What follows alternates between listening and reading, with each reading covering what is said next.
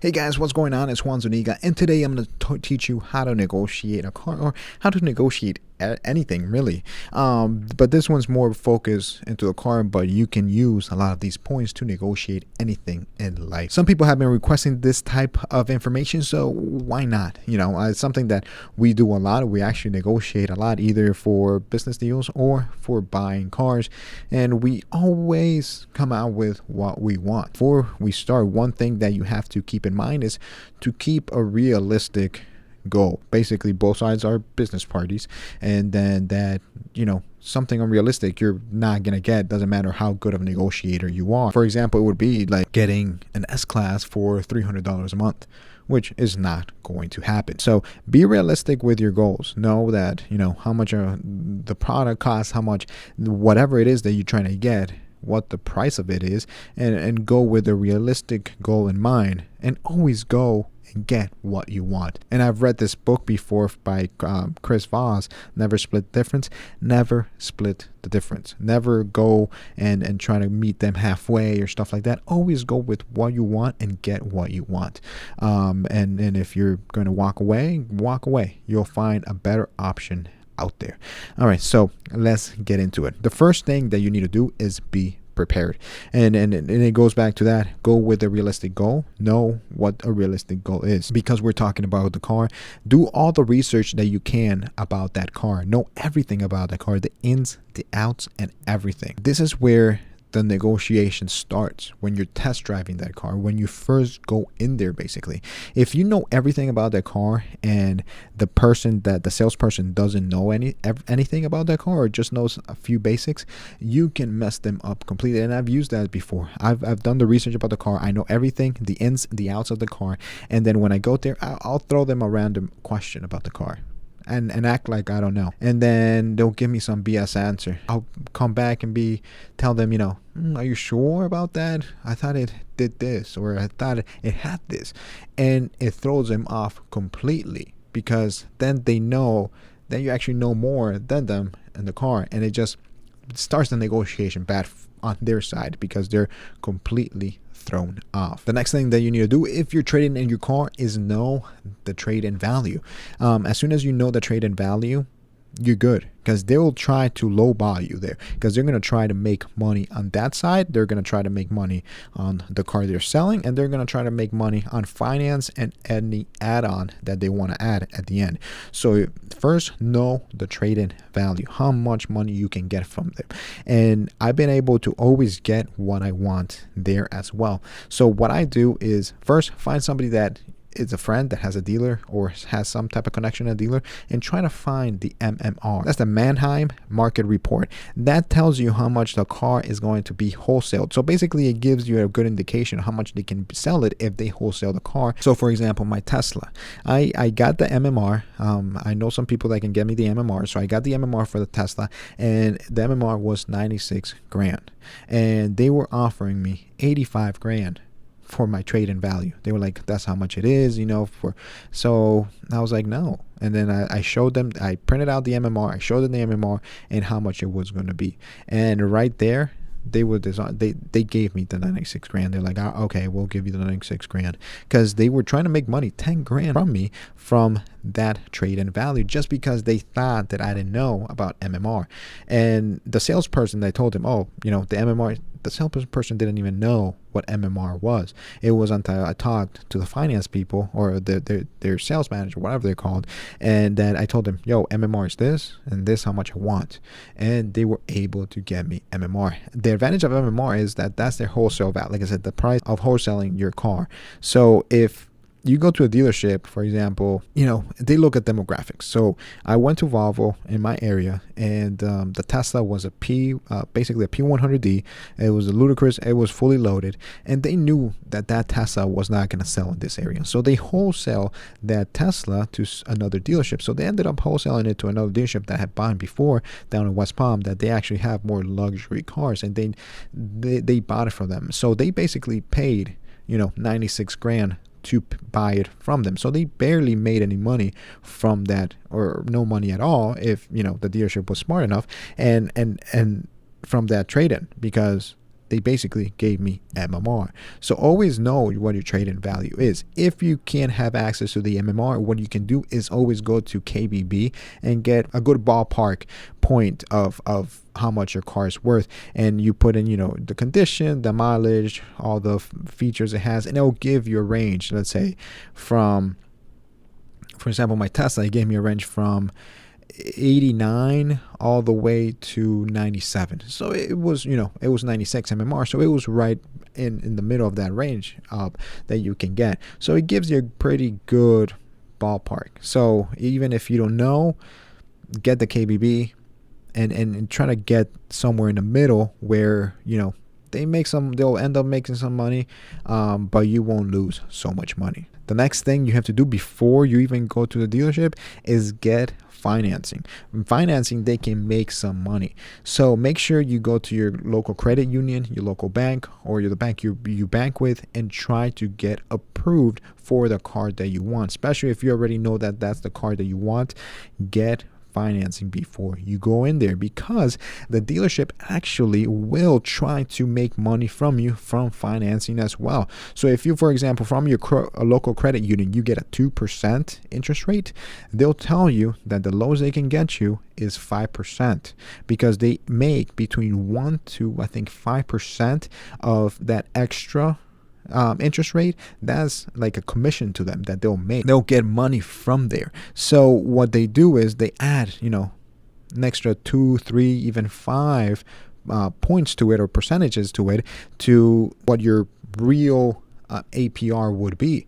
Then you're if you don't go with financing, you'll be stuck. You know, you'll believe them and they'll be like, oh, okay, so if I can only get 5%, I'll take it. But they're making 3% from that. So always go to your local credit union. Always go and try to get pre-approved, credit union, bank, whatever, pre-approved before you go into the dealer. That way you can get the right interest rate before you go in there, and they're not going to make a fool out of it. That's the first point, knowing and being prepared. The second point is to find several options. So what you want to do is basically shop around. And in this day and age of being in the internet, it makes it so much easier to find different cars all over the US. So find cars, even if they're in New York, Miami, California, wherever you live, even if it's from West Coast to East Coast, find cars in different places that way you can find the best price possible. The cool thing about that is that and I've done that before, that I've gone to a dealership here in Miami,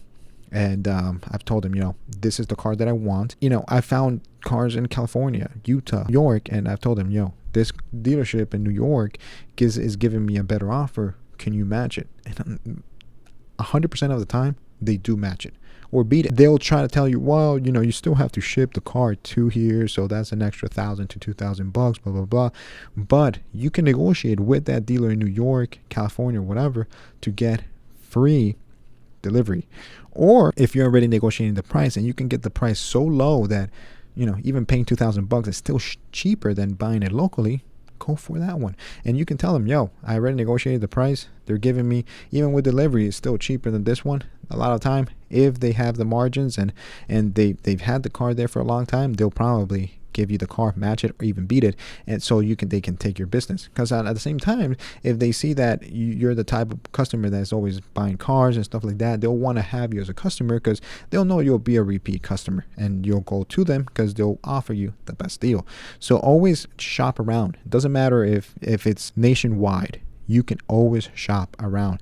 And another thing that you can do while you're shopping around is look at how long it's been at the dealership. If it's been over 30 days, 90 days, they're desperate to get rid of that car. After 30 days, they start getting a little angsty. After 60 days, 90 days, they really want to get rid of their car. So what they end up doing sometimes is wholesaling it to another dealership, because they're already losing money. So look at how long it's been up for sale, how long it's been at that dealership, that you can use that as a negotiating power when you're trying to get that car. Third thing, when you're negotiating, never get attached to the car. Always have that walk away power, because sometimes and then in negotiation, even if how good you are in negotiating, how prepared you are, the opposing party or the opposing side is not going to try or not going to let you get what you want. So always know that sometimes you just have to get up and walk away. And it's the same thing with cars, and the same thing with anything, because if you're not getting the deal that you want, that you know is the best deal for you, there's no reason to take that. You're going to find something else, something better down the road. Because if you fall in love with the car, they'll see that and they'll use that to their advantage, and you're not going to walk away. If you never fall in love with the product or whatever it is that you're trying to buy, then it won't be a problem with you getting up, grabbing your stuff, and walking away. And a lot of times when you do that, even the fake walking away, that they'll follow you to the parking lot, be like, all right, I'll give you that deal, because they don't want to lose that sale. But sometimes they don't care. They've had a great month and they're like, I just had the car for 5 days or a week, and they can afford to let you go. Even if you're in love with that car, don't show it. Get your best poker face to be able to fake this, because it's hard, especially if you test drove it already. You looked at everything. It's the color you want, is how it looks. It has the wheels you want. It drives amazing. It sounds amazing. You fall in love with it, and I get that. But never fall in love with it. And if you do, don't show it. Use your best poker face. Don't let them know, because they'll use that to your advantage, and they'll know that as soon as they'll use your emotions. As soon as they know that you're in love with it, and they know that you don't want to get rid of it, or you really will do anything to get it, you'll lose. You're just lost that negotiation, and they'll use that, and they'll make you overpay either in one of the points, either at trade-in. They might lower the price of the car, but if not there, they're doing financing. If not there, they're trying to convince you to buy some add-ons. The next one, don't talk too much. And this is hard sometimes, because there will be awkward silences where you're gonna try to fill it in with information and random stuff, and you can reveal your black swans. In negotiation, black swans are basically this piece of information that can break that negotiation, that can make the opposing party or the opposing side get some information to use against you during that negotiation, to be able to win that negotiation. You want the seller or the salesperson to talk the most. You want to get their black swans. That way you can use that against them, basically, for your negotiation. So always keep your mouth shut. Learn how to shut up. There's no reason why you have to be blabbling about information. When you do that, the seller will talk himself without you even trying. Like I said, during that awkward silence, the seller is going to talk himself down on the price. You won't even have to do anything on your side to be able to do that. And that's the beauty of it. A lot of people hate awkward silences. So if you can manage that awkward silence, if you can master that, that's like a Jedi mind trick that you can use against that person. Knowing how to keep quiet and listen and keep your mouth shut is a very important tool when it comes to negotiation, because the other party is going to talk himself down on the price, or to give you what it is that you want. Now, sometimes you can't get the price down. Maybe that's the lowest price anywhere, and it's unreasonable and it's hard to go even any lower. What you can do is sweeten the deal.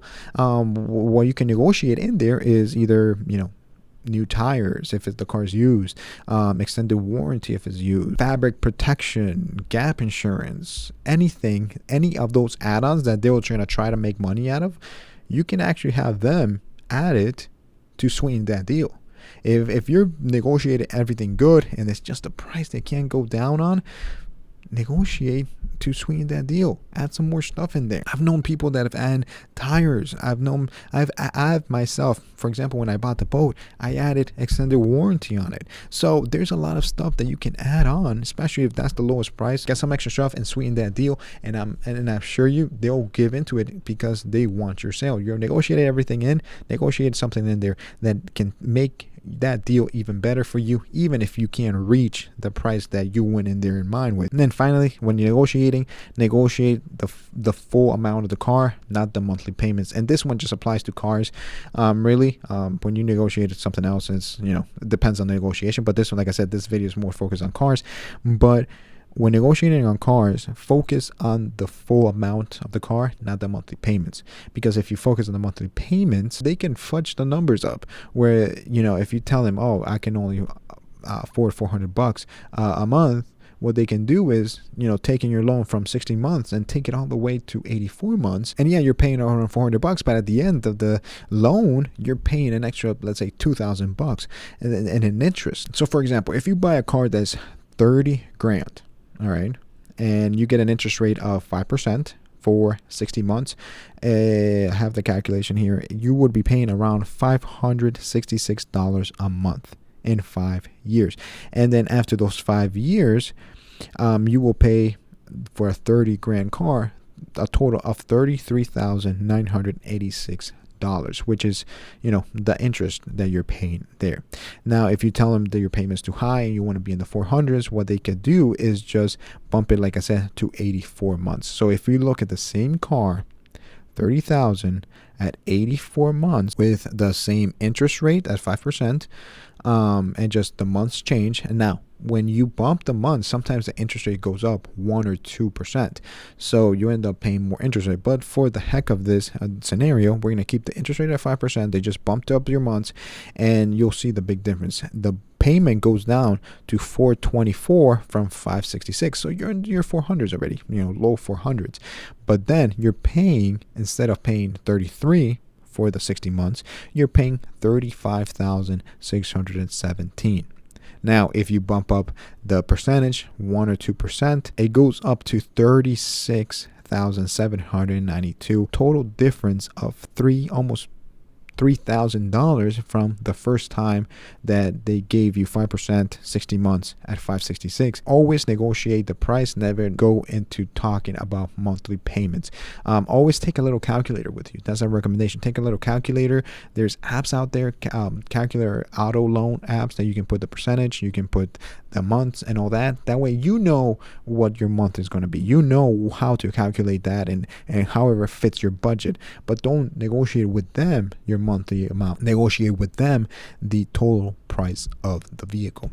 All right, guys, so these are the things that you need to do when you're negotiating a car. If there's a lot more that you can go into in deep detail for it, but these are the basic summary of a lot of things that you can do, and you can get great deals if you use these points. And you can use these points to negotiate on other sides of businesses as well. If you're contracts for businesses, buying a house and stuff like that, you can use a lot of these points for that as well.